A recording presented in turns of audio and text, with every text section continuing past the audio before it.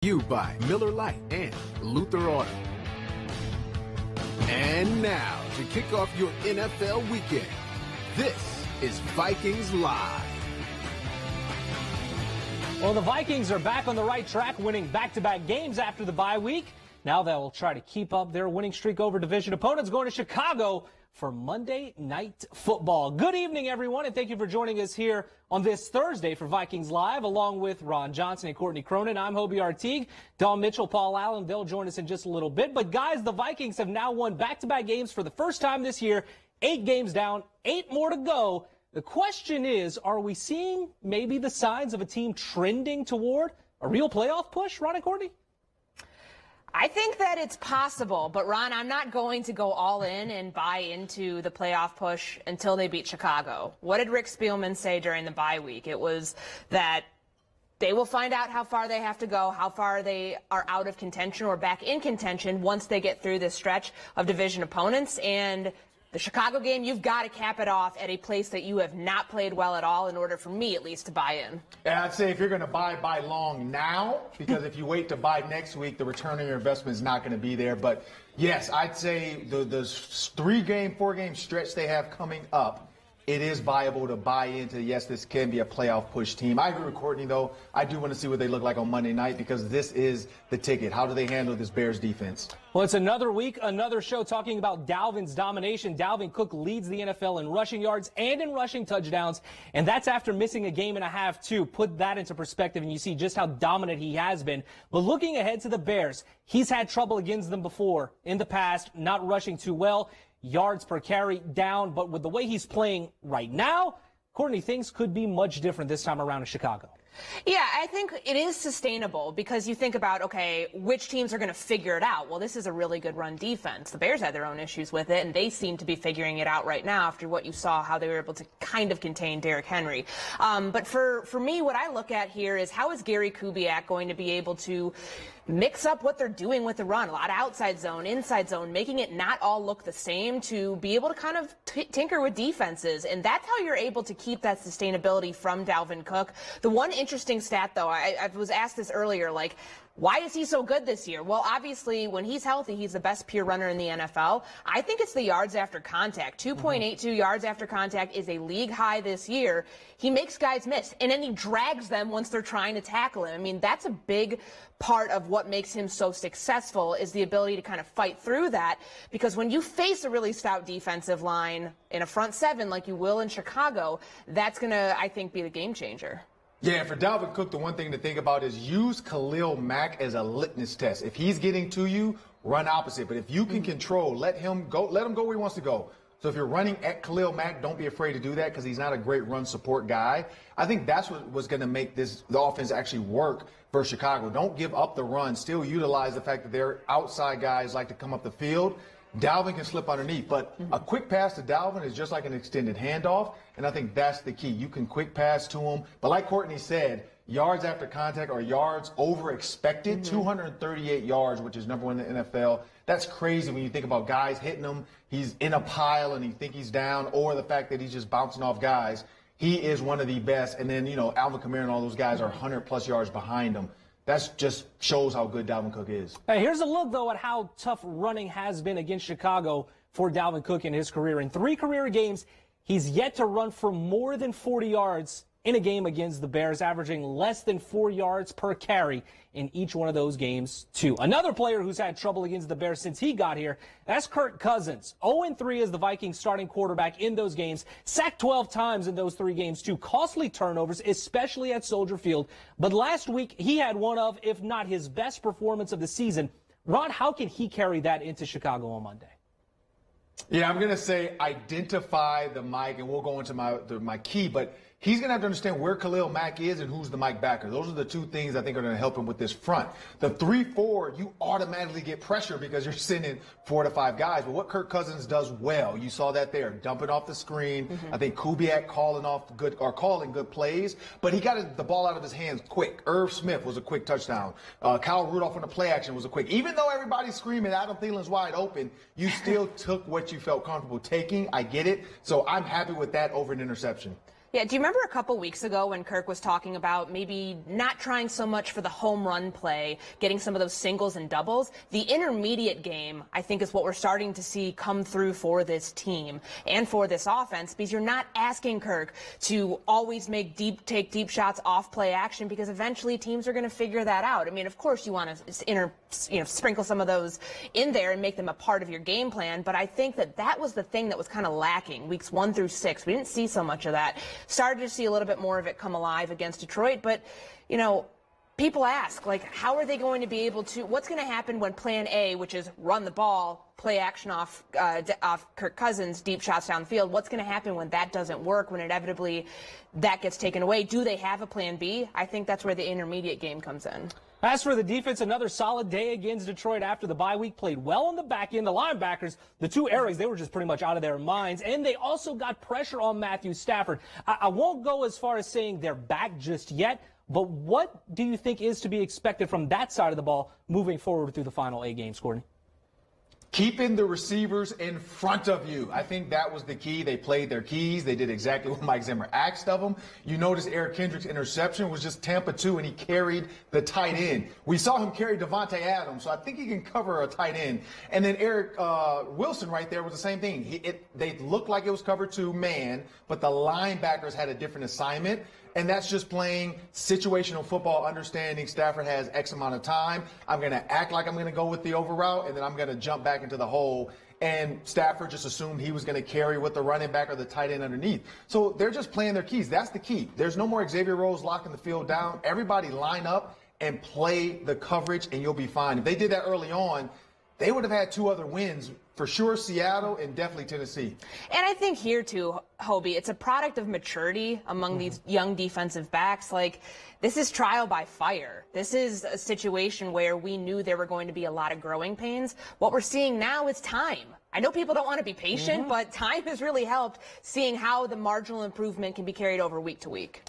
Well, the hollowed field where George Halas roamed, well, it's haunted the Vikings for the last few years. This team 2-4 under Mike Zimmer in Chicago, a record they hope to improve on come Monday night. For more on what's in store, Dawn Mitchell joins us now. And Dawn, another potentially tough game for the Purple in Chi-Town. Absolutely, Hobie. The last divisional road win for the Vikings came in Green Bay, as we know, where the main storyline was if the Vikings' patchwork defense could hold on and get a win against Aaron Rodgers and the Packer offense. Well, this week, main storyline's a little flip, right? But the biggest thing that Kirk Cousins and Dalvin Cook can do, can they beat the Bears' vaunted defense? So we'll have to see. Dalvin Cook knows it's going to be a battle. This Monday night game is going to be about who's going to be the most physical, and I think we got to bring our lunch pail Monday night. The Vikings brace themselves for another tough divisional game on the road. The Bears' formidable defense, of course, starts up front. A deep D-line that did, however, lose defensive end Roy Robertson-Harris this week to season-ending shoulder surgery. But that line still boasts Hicks, Nichols, and Edwards Jr., to say the least. And it gets no easier against the linebackers like Khalil Mack, Robert Quinn, Danny Trevathan, and also Roquan Smith, who is playing like a beast right now. Well, they both can run. They're both very instinctive. Smith is probably having his best year. He's a physical sideline guy. Trevathan's very instinctive. And then you add, Eddie Jackson behind him, and, they've got really good players at all 3 levels. And, they're probably, I would say, 5 Pro Bowlers on that defense, I'm guessing. Kirk Cousins knows with the D second in the league at 3 and outs, he will also have to do the little things right and sell some plays to keep drives alive. Love to be able to, give linebackers a lot to think about, whether it's the action of the running back with the play fake, whether it's a lineman with his stance or his the way he fires off the ball. So, the entire defense, they have their eyes on, different parts of our offense, different positions. They'll be looking at different players, and so you need all 11 to really sell the play and create that deception. And the number one most important thing, get Dalvin Cook rolling. We know the identity of Chicago. They're a great defensive team. We have some great players over there. But, we just got to keep this thing about us and how we play football. I think if we play to our standard, keep keep holding guys accountable, I think we'll come out with a victory. And perhaps a stat that makes Dalvin Cook even more hungry, well, it's this. It is the fact that, Derrick Henry only was held to 86 rushing yards against the Bears. Now, the Bears lost, but they did indeed hold him to that. So let me just tell you, 68 rushing yards, 0 touchdowns for Derrick Henry. That will make Dalvin Cook so excited. And now we get to see if the chef has ingredients to show that he is indeed the #1 back in the league. Some people are saying no, but I think Vikings fans know the difference. Hobie. All right, Dawn, thank you very much. Speaking of #1, the Bears, they were #1 in the NFC North at one point, but have now lost 3 straight games against some pretty stiff talent, too. What's going on with Chicago right now in your estimation, Ron? Yeah, when you look at the quarterback, I think that's the key. Is Nick Foles, they didn't know if it's Trubisky or Foles. When you see what's happening in some of these plays, and we'll kind of break down the play, it's just people coming after him and the guy's not making plays when he's trying to make the throws. And then the defense, I think we're starting to see just time and they're not gelling together well. Yeah, I mean, I think, too, it's the fact that your defense is what carries you. It's what this team has been built on since 2018. And they, like the Vikings, in a certain respect, have gone through their own period of ups and downs. So, I mean, they were trying to figure that out. The fun thing is, though, their rushing offense. Let's take a look at this from the first half of that game last week, Hobie. Barkevious Mingo, who is a linebacker, was the leading rusher in the first half last week. I think it was off a punt return. So find some offense, Chicago, if you want to win the game. And speaking of offense, Nick Foles, yes, he is a Super Bowl MVP, but Ron, you alluded to it earlier. It's been tough for him at times, especially when the pressure comes. But when you do give him time to throw, the veteran QB, he can make you pay at times.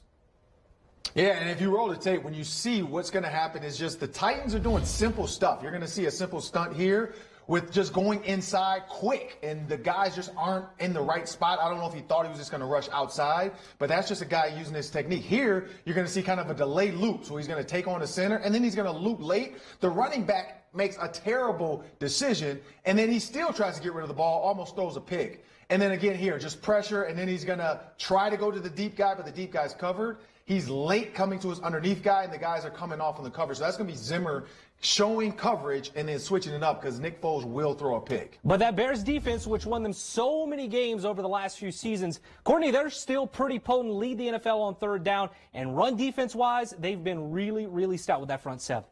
Yeah, and like I said earlier, and Dawn had mentioned it with Roy Robertson Harris not being there, they lost Eddie Goldman, so they were trying to figure out for quite some time how to run defense essentially in the NFL. And so what you're going to see on this play, you've got 3 linebackers, each are going to be responsible for a gap. So they're going to try to force Derrick Henry up the middle of the field to bottle him up that way, and they get you into the situation you want to avoid, 3rd and long. Here on the second play, force and contain. You've got Akeem Hicks pushing essentially on the inside, and then on the other side, Barkevious Mingo setting that edge. That's going to be what the Bears feed off of to try to contain Dalvin Cook. But the one difference here with a Dalvin Cook and a Derrick Henry, I think it's Cook's change of direction, ability to put his foot in the field, plant, get vertical quickly.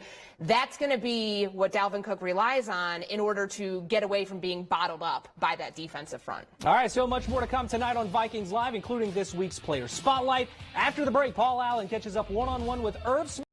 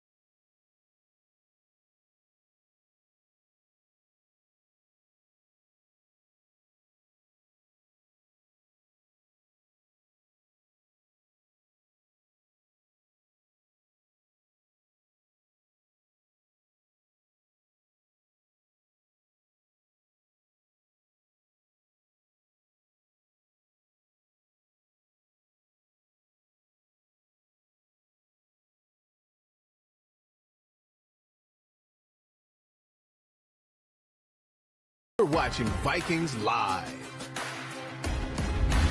Brought to you by Miller Lite and Luther Auto. Dalvin Cook is the constant for this Vikings offense, but it also continues to evolve in 2020. Last week, we saw Amir Abdullah score his first touchdown of the season, and Irv Smith Jr. put together quite a career day, catching 2 TD passes. For more with the Vikings tight end, Paul Allen's got you covered in this week's Player Spotlight. All right, H, thank you very much. Miller Lite Player Spotlight. This guy, Irv Smith Jr., University of Alabama, second year in the NFL, second with the Minnesota Vikings. Good news, bad news. I'm going to begin with the bad news. You ready? Let's do it. Well, the bad news, you're from New Orleans, which means you're from the South, and it snowed all day today, and you probably haven't seen your car yet. Are you okay with the snow? Man, it's crazy. You know, last year was kind of my first year dealing with it, so you know now I kind of got my feet a little wet, but you know it's crazy. It's kind of for me, it's definitely different driving in the snow too, for sure. Okay, good news. You guys have won 2 in a row, which means an opportunity to do some damage the rest of the way. Do you think the way everything's going right now that it's a get hot, stay hot, or still a lot of things to see? No, I mean we're hot right now. You know, and we started off, you know, a little slow, but you know the way we're going right now, it's in the right direction, and you know we got to just keep it going, keep our foot on the pedal. That game against the Lions at US Bank Stadium, Irv, a couple of TDs for you. What was it like scoring 2 touchdowns in a building where you looked up and there were no fans? It was crazy. I mean, honestly, those are my first touchdowns of the season, so you know it was nice to get in there and get in the paint and you know have some fun with it. But, you know, I got my teammates there to celebrate with, so it was a lot of fun. We had fun out there. Other side of that, down memory lane we go. Denver game last year, scored that touchdown to begin the second half.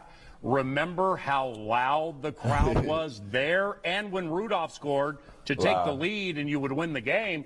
I mean, seriously, you got to miss those days. I know, I miss it. You know, US Banks, it be rocking, honestly, rocking. The fans, they do their thing, and, you know, it helps us a lot out there. So, you know, we look forward to having them back. Rookie Justin Jefferson, 3 touchdowns. Second-year tight end Irv Smith Jr. has 2. In any way, is that low-key? LSU has 3, Alabama has 2, and it's like kind of a quiet little side deal? Oh, no, we honestly, like, we was just in the locker room joking with each other about, you know, he had got some, like, little LSU, like, it was like a little cereal box or something, and it had 15-0 on there. But, you know, I'm 3-0 against them, or 3-0 against LSU. So, you know, I ain't got to do all that talking, really. My man, let's put the whole thing together and put Florida State into it. Dalvin Cook, 25, Irv Smith Jr., 22, Justin Jefferson, 21. Think about the damage you 3 can do to the NFL for many years here with the Vikings. Seriously. Oh yeah, you know we're young, we ready, and you know it's gonna be fun. You know, obviously, you know we worried about right now, but for the future, I know it's gonna be bright for all of us. What's it like when you watch games back and you see Dalvin Cook run? It's crazy. I mean, the things that he does, you know, change of direction, how he makes people miss. I mean, I got my money on him making the first guy miss all day. Irv, your run blocking all of your career, but especially this year, has been superb. Now, you don't take a tight end from Alabama in the second round to be strictly a run blocker, but you've embraced it incredibly well. What do you like about it? The physicality, what do you like? You know, I'm a competitor at the end of the day. You know, whatever I'm doing, you know, especially in football, if it's in the pass game, the run game, you know, whatever man's across from me, you know, I'm gonna do my job and try to win my job as best as I can. My man, I always enjoy our chats. Best of luck, not only Monday but the rest of the season. Thank you very much. Yes, sir. Appreciate you. Irv Smith Jr., tight end, Minnesota Vikings. Hobie Artigue, LSU. That's Irv Smith Jr., Alabama. Back to you. Yeah, PA, unfortunately, I knew about Irv Smith Jr. well before he was a Viking beating up on a team in purple. And Irv made the most of the time he was on the field last Sunday. 2 touchdown catches, a career high for the Vikings tight end. He did so in limited snaps on the field for only 22 offensive snaps, or 38%, which was a career low for him. Still to come on Vikings Live, we'll give you our keys to victory and look at Thursday Night Football. That's next here on Vikings Live.